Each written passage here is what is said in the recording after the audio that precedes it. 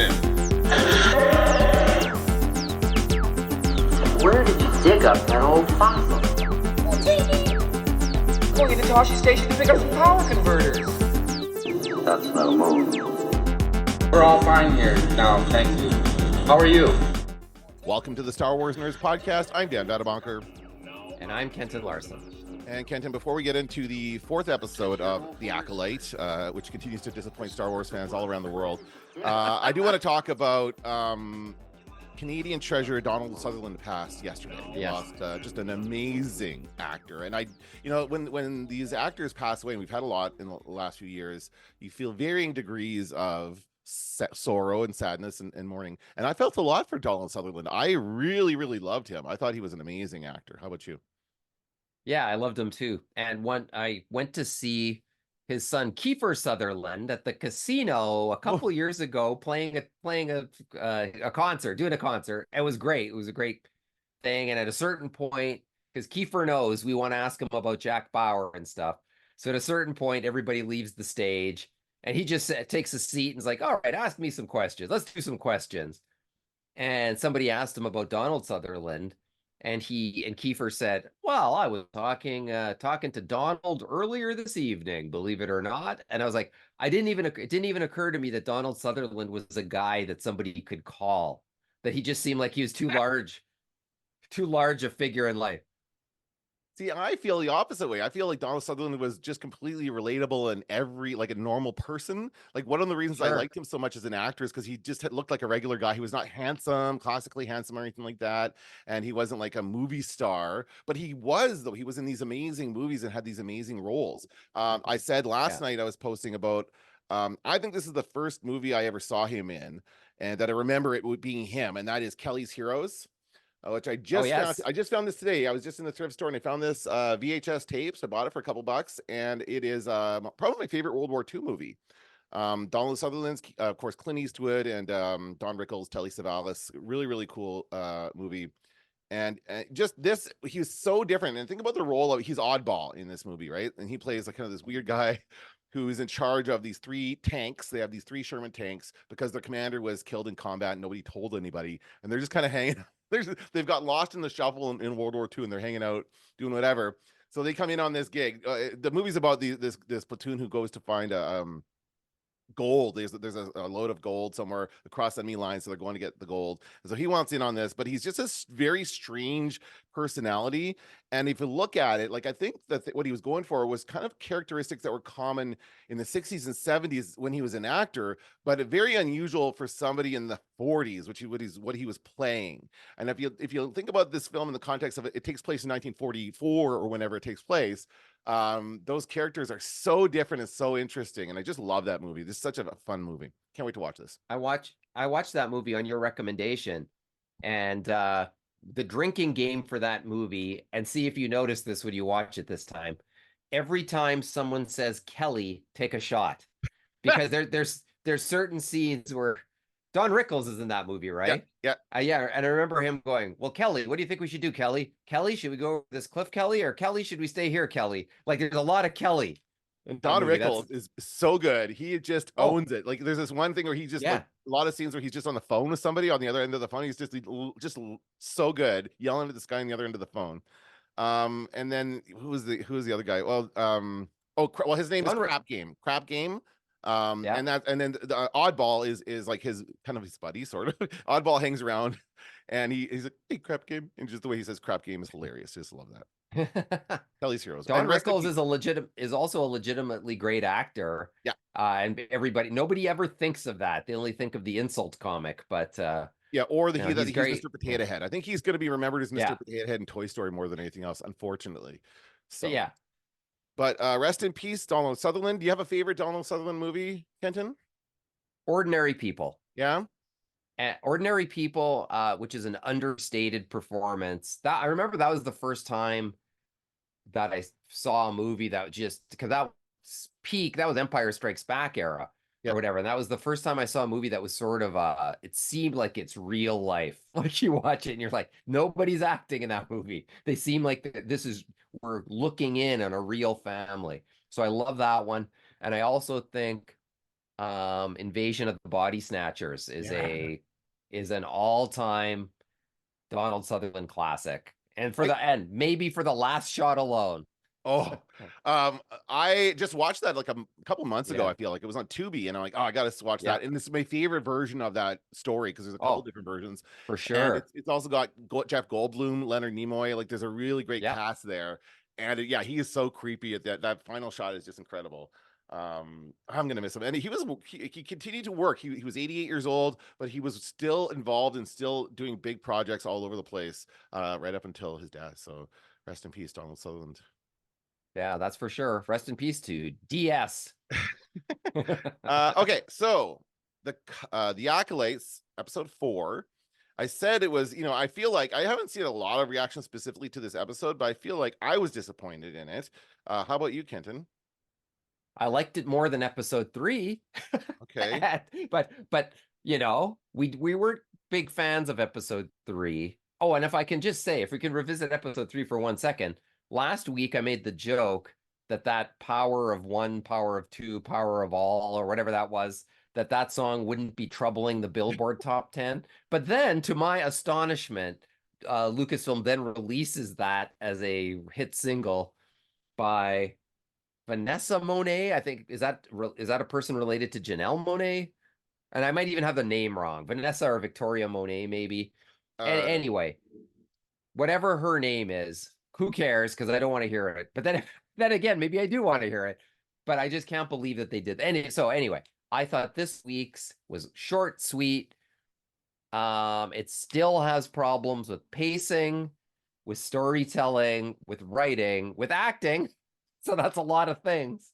But it was still, but there's a character that I like in there, a new character that I like quite a bit. Little better well, than episode 3.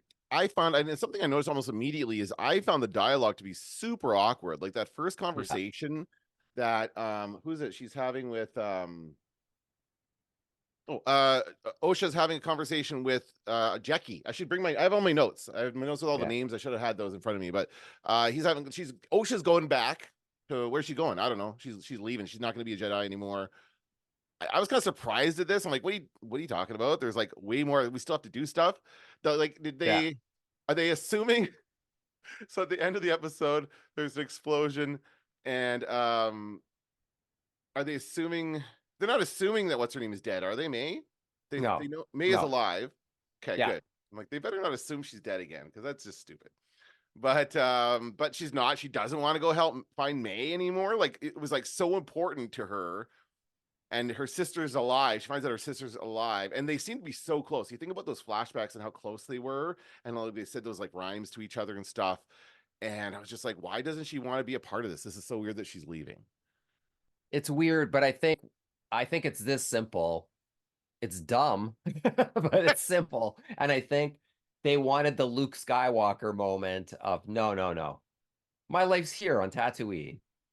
You know what I mean? It was one of those. It was like, no, I don't think so. Really? I think you could really help. Okay. But it was, as I say, it was not handled with a much finesse.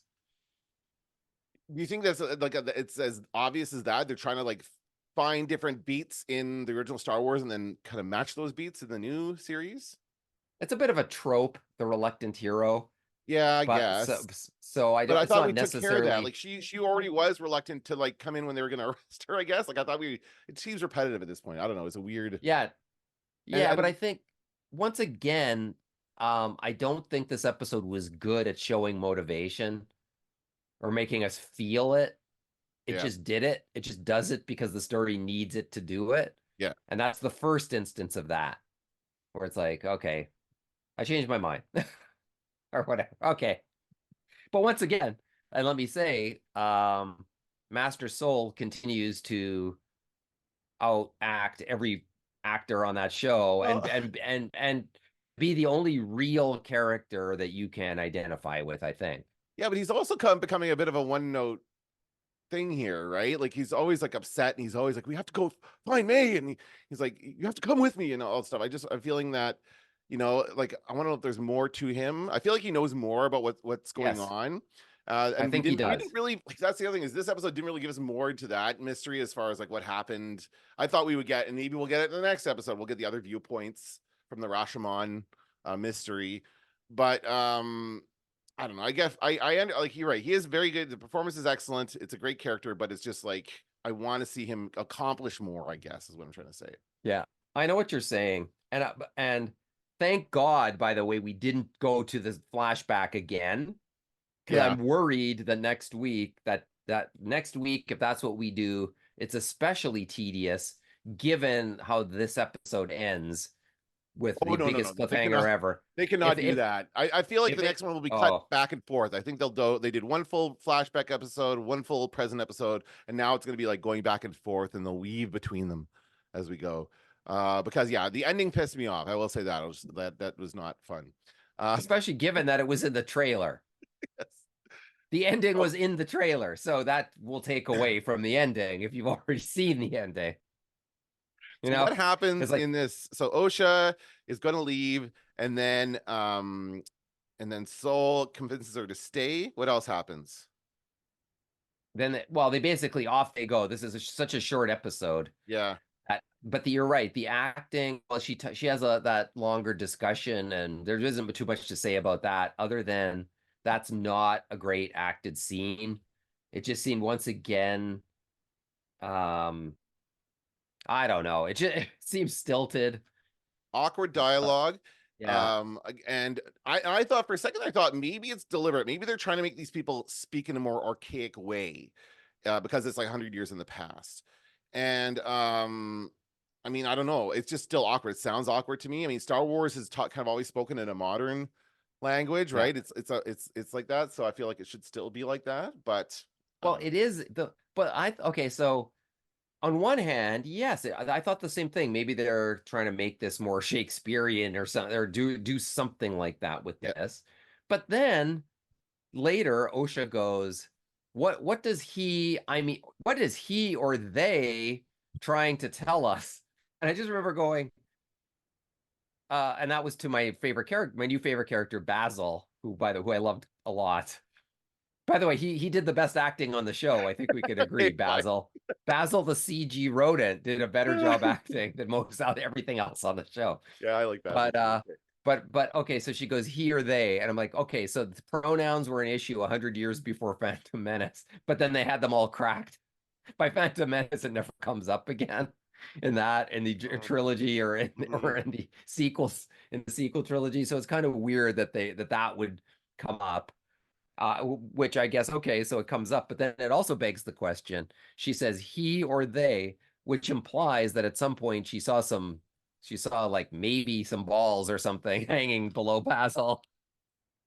She had some reason to say he's either a he or a they. Okay, yeah. Because I've seen something there. Okay, yeah, maybe. Like, why would you?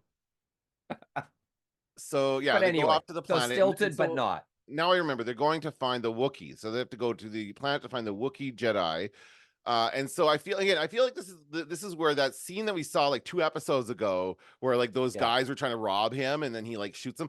That was just cut from this, and then we see a scene where he just walks into his thing again. That they should have just kept that all together. I guess they wanted to kind of tease the Wookiee or whatever, but they're off to find him, and they're into the woods when they land, and it looked a lot like Kashyyyk. I thought that was a very cool kind of view of that planet, and you get a sense that there's some really dangerous things in there, but I wasn't too thrilled with the actual dangerous things that they encountered. And I immediately saw it, like when they get into the forest and there's those things on those trees, I'm like, oh, those are like larvae, and there's going to be like something coming at them, and sure enough, giant bugs. And God, does Star Wars hate wildlife? Like, they continue to slaughter wildlife in this universe. Well, you remember he was threatening. The bug was threatening them. Well, it was threatening they're young. Like, they were just like walking among. I mean, what would you do if you were that bug? Right? Like, I'm sitting there going, but you think about like that game, the one that the Jedi, the last one that came out with the, why am I doing this with the lightsaber? You know what? New Order, Jedi Order with the redheaded guy. Yeah, I was gonna say the ginger. Yeah, the ginger Jedi. That's right. Cal Kestis. Anyway, that one, like most of that game is just slaughtering animals, slaughtering wild animals that come at you in the wild. That's so lame. It's so lame. And I continue to think it's lame. It's the same thing with the bird's nest thing or the pterodactyl's nest or whatever happened in the last series. I hated that. I just don't put these people up against wildlife. They have no choice. Animals are acting on instinct. They're not out to get you. You know, I cannot believe that an animal's dangerous to these people. They have Well, if you're a Jedi Knight, remember baby Grogu put the Rancor to sleep in a humane way. So I don't. You're right. I don't know why they have to, but I think I know why they had to though. Why? And that is because he held up the saber and he flew into it. He didn't really kill it. It flew into the saber. Sure. And he goes, they're attracted by light. So we end the episode with 10 lightsabers lit and everything. They go flying. So you know what's going to happen, right? Yeah. I didn't even think of that. Yeah. Okay. Oh, yeah. I was like, oh, yes.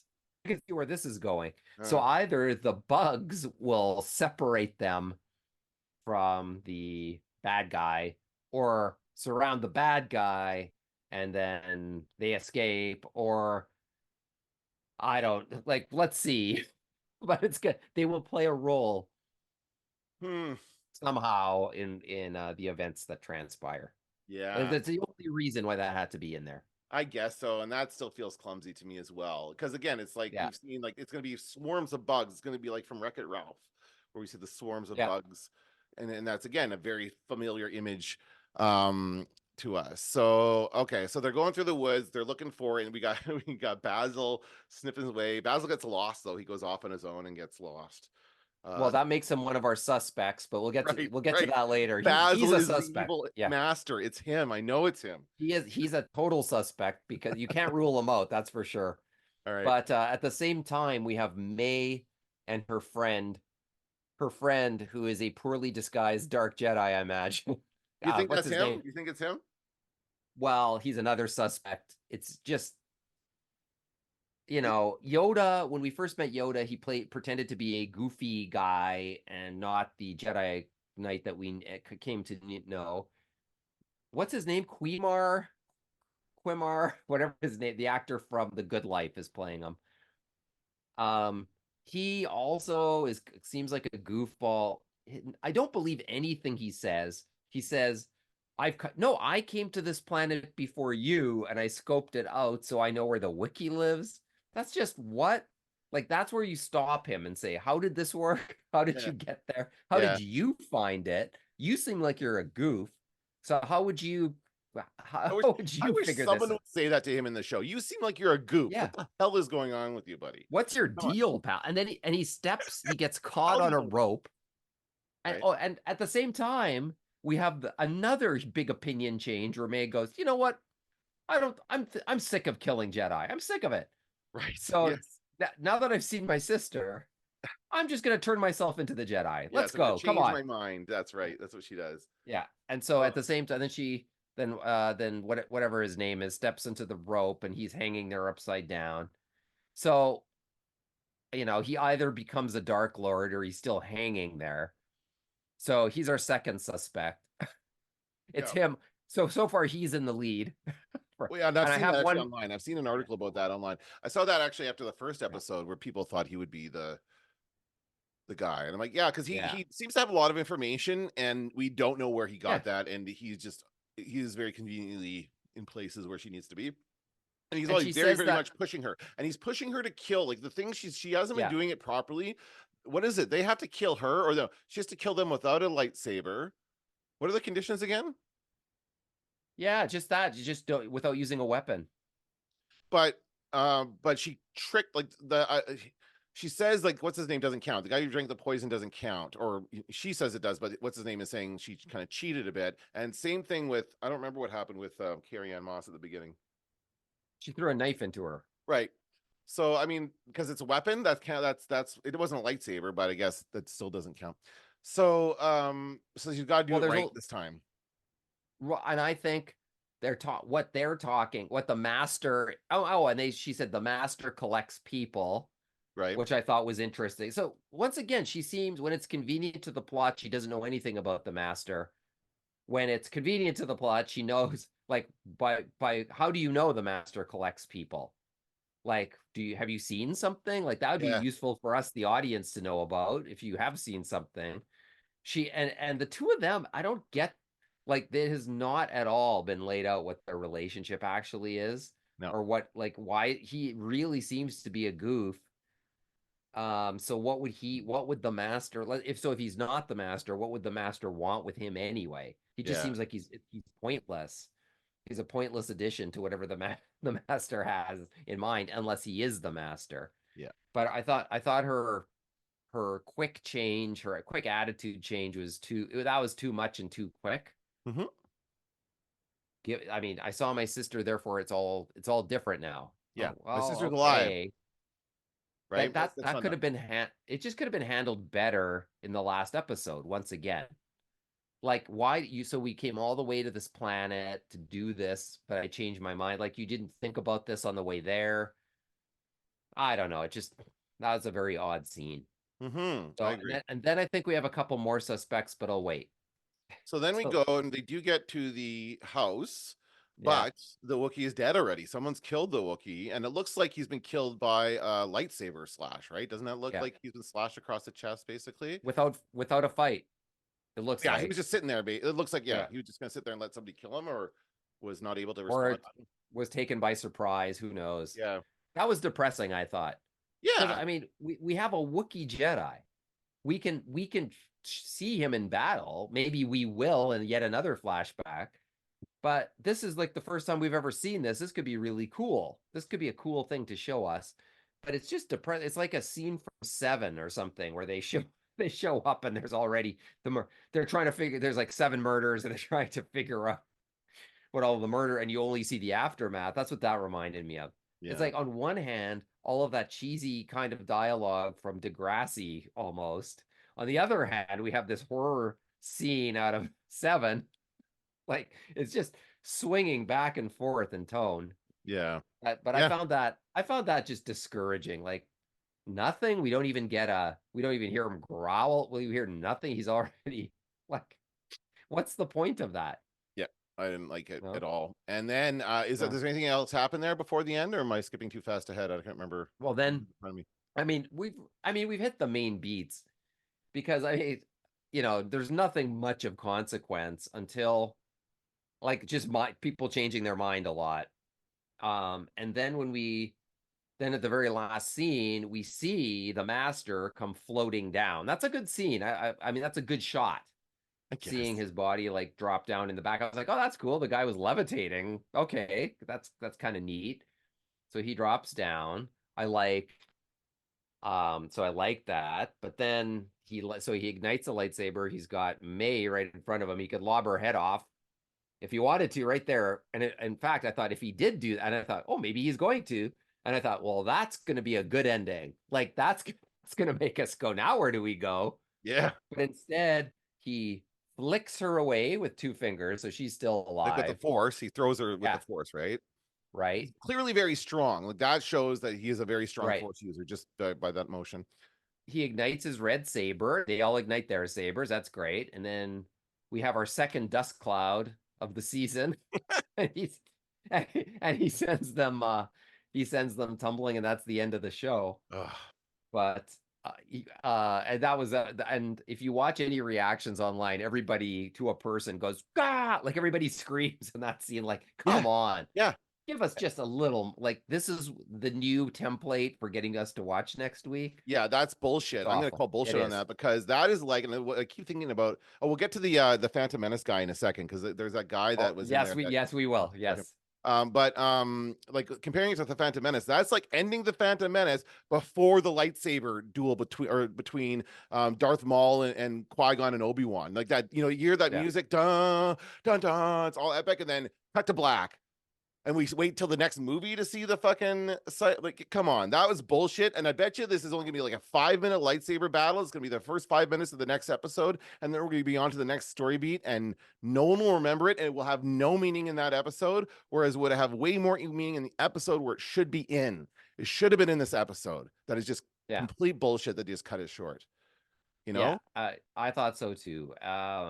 is very frustrating. And if the next episode's a flashback, and I think it might be, then that'll be really frustrating. How many more episodes do we have? Is it only 2 more?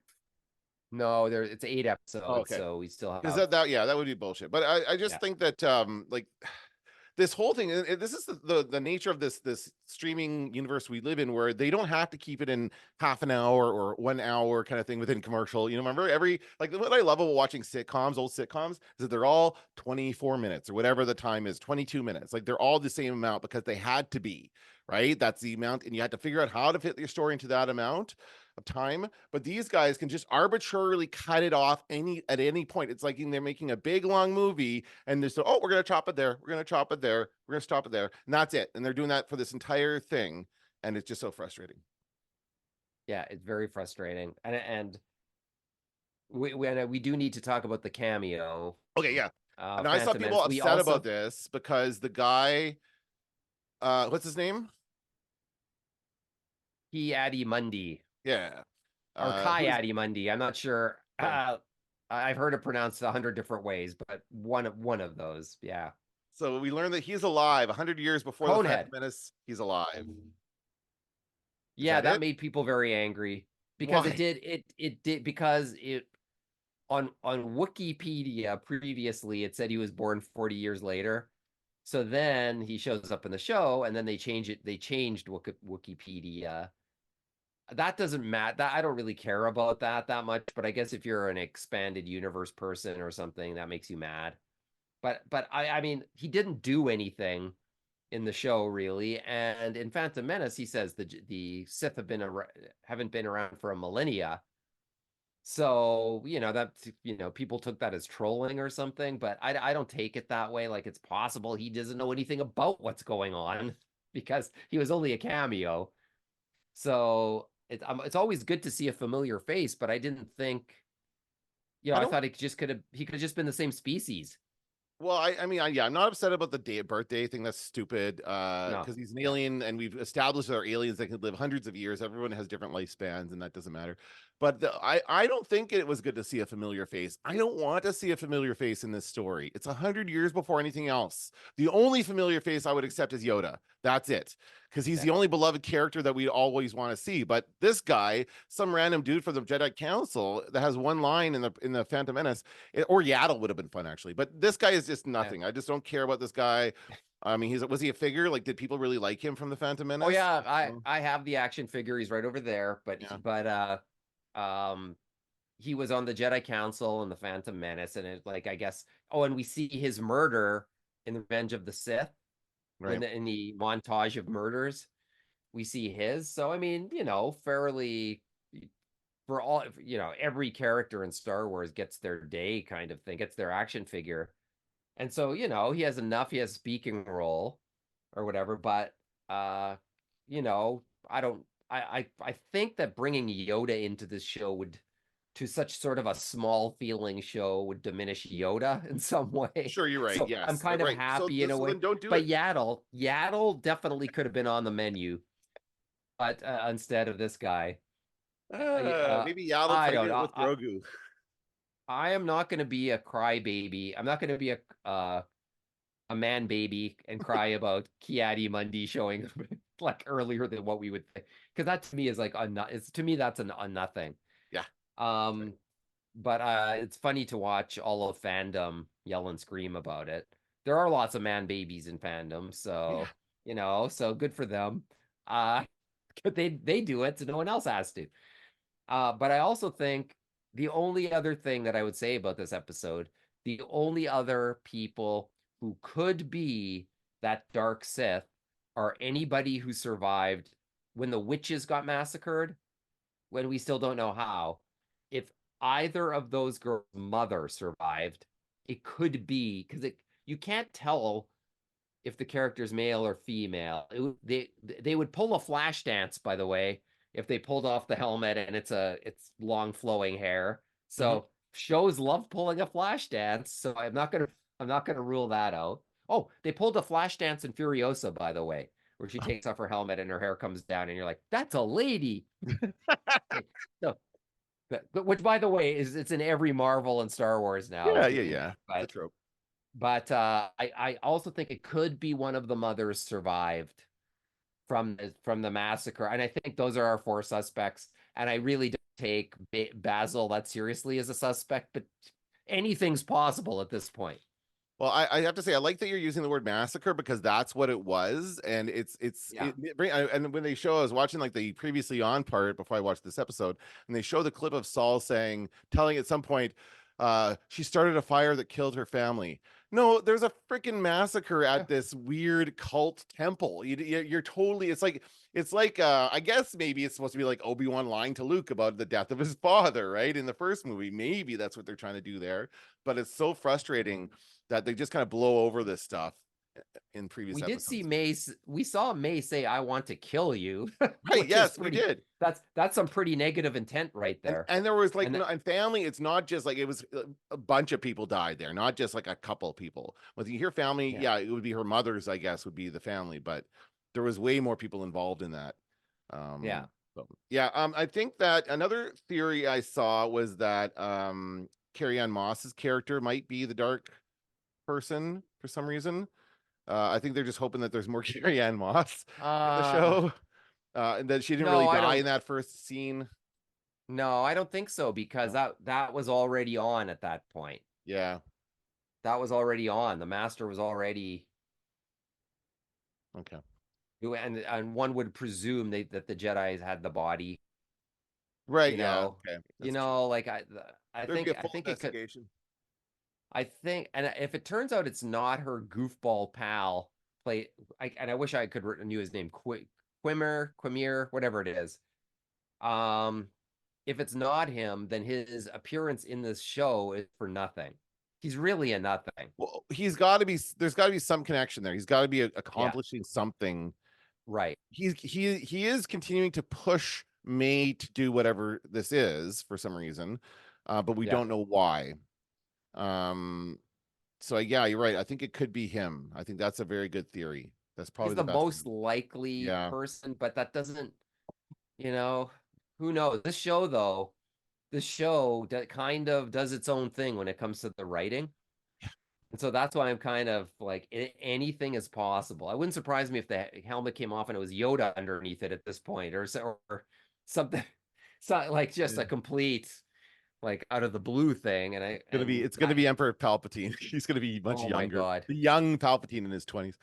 I don't yeah. This week I said um or I saw somebody say online that for the Ray movie it should be Palpatine again. He came back again to fight Ray when they make that movie, and I thought that was funny. But I thought it'd be funnier if for that movie he came back and he said, "Right before I died, I changed my name to Skywalker too." That'd be funny. yeah, That'd be that's trolling fans. oh That'd make them all yes. mad. Well, I mean, you kind of think that somebody at Lucasfilm is trolling fans because it's weird to think that they can't be aware that this stuff would piss people off. And maybe they're used to it. Maybe they're just like, yeah, someone's gonna get pissed off anyway. We're just gonna tell the story we want to Yeah, tell, and so be it. I mean, I do know people who are loving it and who are really enjoying a lot of the stuff. One of my TikTok friends, loves Yord. He just is a huge Yord fan and just is all about Yord. And I think that's funny. And there's still like some nice things in here, but it's just overall uh I would say it's on the lower end of the as far as quality goes, as far as these shows go, yeah, you know. yeah. I think so too. Maybe I not think as it bad is. as I mean, some people like Yord because he didn't have a shirt on when he was doing his ironing during that scene there's or that whatever. too. Was he? I think he was iron. That's our second guy we've seen ironing in Star Wars, by the way, including Kylo Ren. Was it? Or he's steaming. He was having his stuff steamed. Yeah, yeah. Yeah, we've Gotta, seen that. we're We've gonna do never more of seen a that. bathroom. Or did we see a bathroom in Andor? Yes, we had bathroom in Andor. That was Yeah, part I of think we one of the did. revelations Yeah. of Andor was a Star Wars toilet. uh, Yeah, I remember Mad Magazine did a joke on the cantina restrooms. They go in the cantina, but the urinals are high up and they're like down low, and they're like all over the walls because you can't predict where there's all somebody might have that appendage. It's good stuff, funny stuff. But yeah, so I agree with you. I think here we are. We're still in the last four episodes have a lot to do, I think, and it's possible they could do it. But right now, I'm not sure. If we start next episode with a flashback, that's when I'll go, okay. Like this is this is going to be a slog. But if next episode starts where we left off, which well, I better. think, That's the thing. If it doesn't Yes. start where we left off, I'm going Yeah. to be very upset. Like that's the yeah. right. Immediately picks up, and we see that fight, and it better be fucking good. That's all I'll say. Or if they're really trolling us, the next episode will start and it'll go 100 years before. And there's Kiadi Mundi. He's still got the beard. Right. That's going to do it for this episode Yeah. of the Star Wars Nerds. I'm Dan Vadabunker. I'm Kenton Larson. Don't let the Force hit you on the ass. Going into Toshi Station to pick up some power converters. Now I am the master. I'm taking an awful risk, mate.